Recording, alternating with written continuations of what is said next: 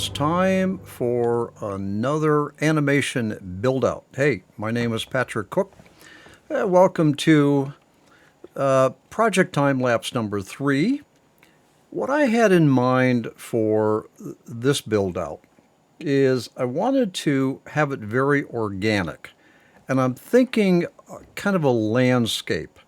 Want to be able to animate across a landscape. In order to do that, I figured what I would do is I would stay with the normal bulb, all right, integer power, and also the general in was it 3D category will accomplish the same. But I wanted to put a transform on it so that I can modify the Mandelbulb graphics so that I can get an extremely organic look to it. So I've got a landscape idea. Now I don't know where I'm going with this. All you can really do with the Mandelbulb is, well, I mean, you can try to copy somebody else's Mandelbulb work. More than often, you have to get in there and you got to kind of twiddle the knobs, experiment, and the whole idea behind the Mandelbulb fractal generator is a process of discovery. All right, so I'm going to do a first save. I'm on my way to getting that organic, that flowy type feeling. All right, now I'm going to start dialing in. I'm going to get real close to the Mandelbulb object. And what I had done a minute or so ago is I had eliminated the colors. I've usually found that I can see the design better when I've eliminated the coloring. So I've got a plain, gray here. Now I'm going to start to put some colors into it because I think I'm very close to the landscape that I want. I've got some sky up there. Actually, the blue area is really a transparency. All right. But the Mandelbulb software is handling it like it's a blue color. And it's handling it like it's a blue color because up on your in your ambient settings, you have a range of where full transparency to full opaque in terms of the background. And I have this, you can't see it right now, but I have it so that the transparency will behave like a blue color. In reality, that is a transparent area of the graphic. Okay, so I'm just playing with colors. I'm trying to get some greens in there. I've got some rust, kind of simulate a kind of a rocky base. And I get some greens in there. I'm getting some whites in there. I'm kind of playing with the colors to see if I can get a fairly realistic looking landscape. However, I really do want a foreign looking landscape, something like it's out of this world. I'm not trying to replicate, a nice forest scene or a rocky outcrop or a mountainous region. What I'm really trying to do here is to discover a landscape that is almost like alien, but yet it's understandable. All right. So, okay, so now I'm kind of playing with the formula properties. I'm looking for a couple things. I'm looking for an interesting design. I want something that where the landscape varies, but has some like nodules, some things that kind of jut up into the air to kind of suggest it's almost a flowing type situation where there's been a lot of erosion, where there's been some upheavals, maybe some volcanic activity. With the green kind of representing or suggesting some plant growth. Now I'm just kind of playing around with maybe a red color And I'm experimenting. I don't know if this is going to work for this particular scene or not. And I'm thinking, well, maybe if I put some blue in there, it might simulate some water movement, but I don't really think it looks all that realistic. All right, so I'm probably not going to go with the blue. We'll see how it goes. So again, I'm just fussing around with the colors. I may go back to the shape. I may adjust some formula properties. I'm looking for an interesting landscape that, and I'm sorry if I repeat this or not, but I don't want the landscape to be too familiar, but I don't want it to be too oddball. I want the viewer to be able to say, hey, this is some alien landscape, some alien surface that has had who knows what kind of erosion has occurred. Maybe it's excess gamma rays. Maybe it had water at one time that flowed, but not anymore. You see, I'm looking for something that's alien, but yet believable in terms of a landscape. Now, obviously, to get this landscape, I mean, you saw in the beginning there, I started with a bulb, and I put a transform on the general, the integer power standard bulb, and then I got real close to it. So it's amazing how well the Mandelbulb 3D software application will handle getting way up real close to the Mandelbulb object. All right, so now I'm just kind of fussing around with the fog. I don't want a black sky. I don't want a pleasant looking blue sky. And I'm utilizing the fog offset and the fog and the density, the dynamic fog density, to try to get some sort of a glow in the background. All right. Again, I'm not trying to replicate an Earth-like landscape, but I am trying to get. I'm kind of following the whole principle of a landscape that has ambient lighting. So, all right. So I'm going to kind of go fuss around with the lighting position. I'm thinking to myself, well, maybe I want to get a sun up there. Maybe I want the viewer to actually see the sun. All right, we're going to see how well that turns out here in a few minutes. Oh, there we go. Here's the sun. Now that helps me know where I'm positioning the light in terms of the X position, the Y position, the Z position. All right, so showing that disk helps me know where that light source is. But I turned it off. I don't want an object that steals the show. I want the landscape to be the show. I don't want the sun, the disk, or whatever that is, to draw attention away. But I do want some interesting light angles. So I'm positioning this so I get a lot of shadowing. You saw there my sun disk, actually my light one main source was very low. So I'm deliberately trying to get a bunch of heavy shadows on that landscape. But I don't want it so dark. There we go. So here we go. I don't want it so dark that we lose the features. But I do want a lot of shadowing because shadowing will help to create the sensation of depth.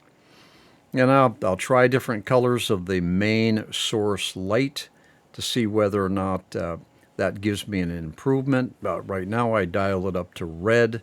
I'm not really getting a sense that this is the way to go. It's too garish. It's too harsh. It's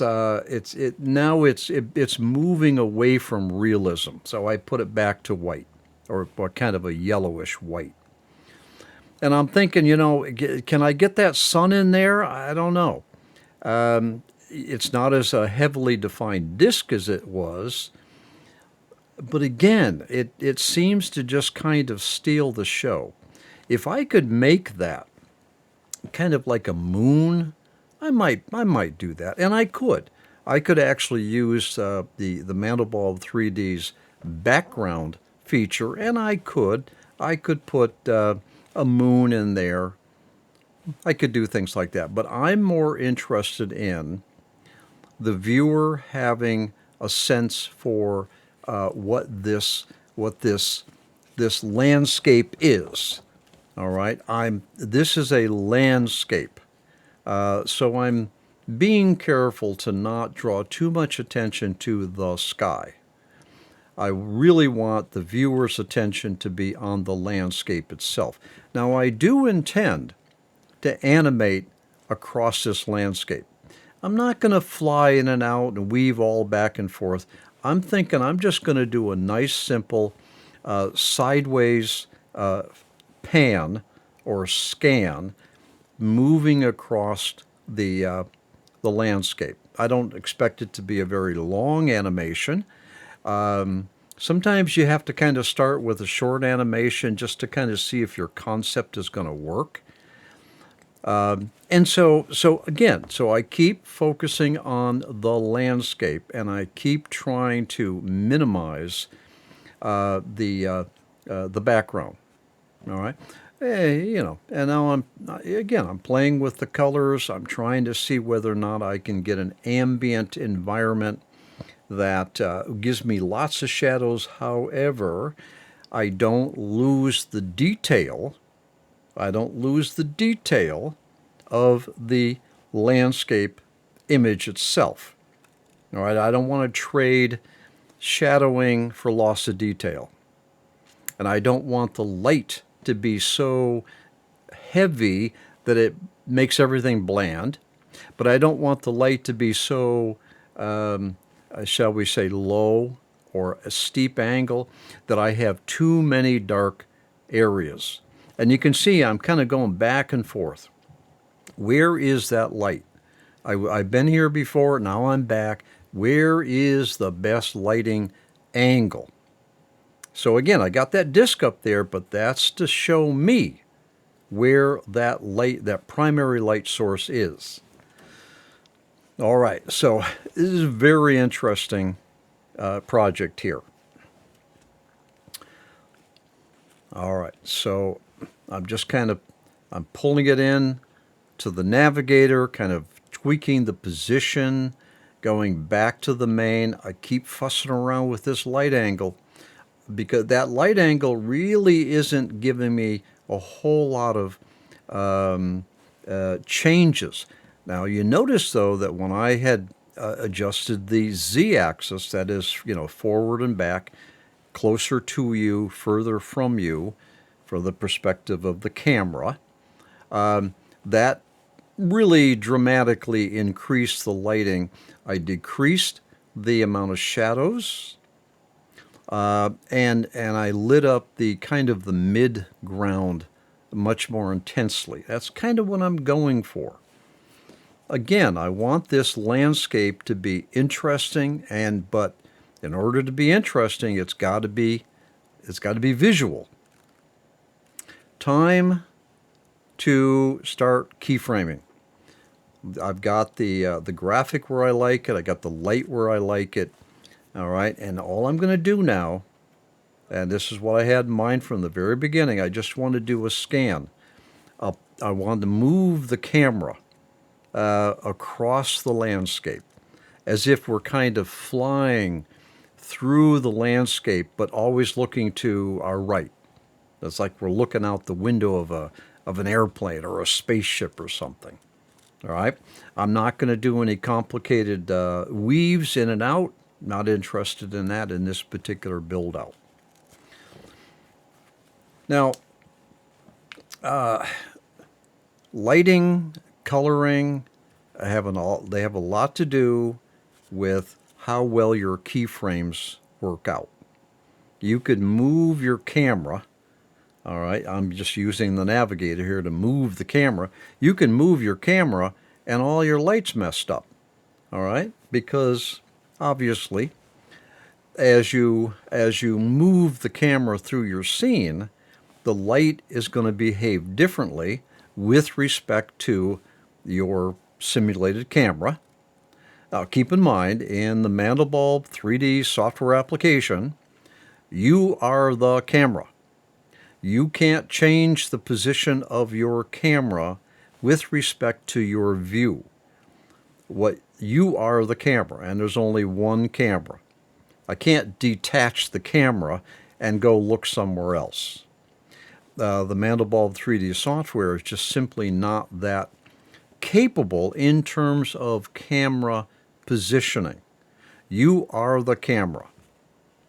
What the camera sees is all that you will see. So as I move the camera, or as I move myself through the scene, I anticipate that my coloring is going to be different. Now, what I just did is I just used the post-processing. I'm sorry, not post-processing. I used the processing capability of the animator to apply a light change that I had made for one keyframe to apply it to all the keyframes. So there we go. So handy little feature, all right, where you can make you can do a keyframe and just the light's not quite where I want it. You go adjust the light, but you apply it to all the keyframes. And you can do that with the quality, the DE stop. You can do that with some other settings as well.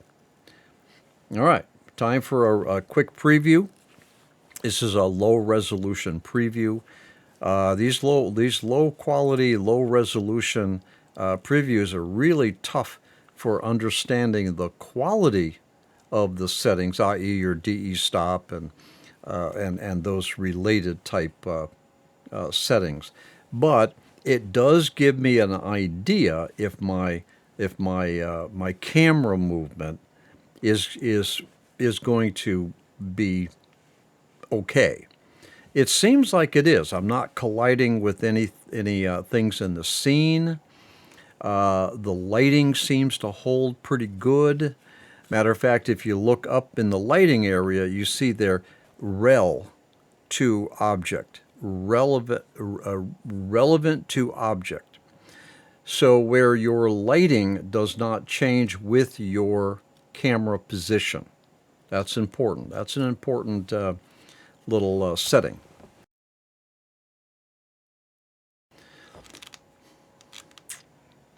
All right. I'm just checking for any oversampling, DE stop problems. It looks pretty good.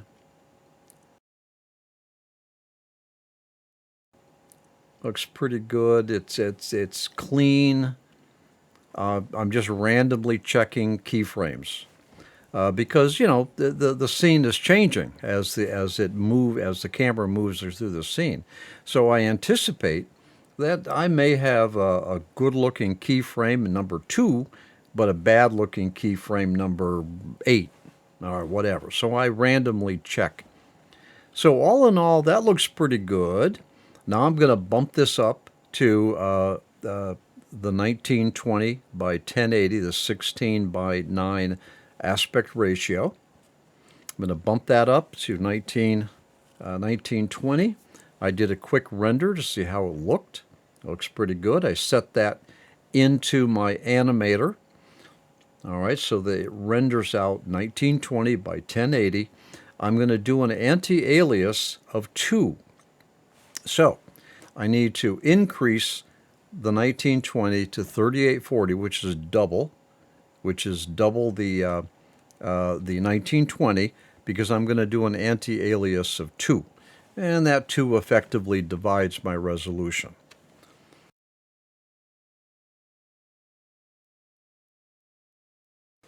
There's my animation. Looks pretty good. All right. Pretty good. Pretty good.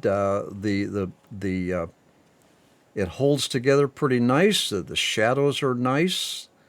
All right. All right, here it is again. The details of the landscape are nice. I get plenty of shadows in there. Interesting background in terms of lighting. I like it. I think this came out pretty good. All right, well, that's it for Project Time-lapse number 3. Thanks for joining me. I hope you learned from this. I did. I'll see you around.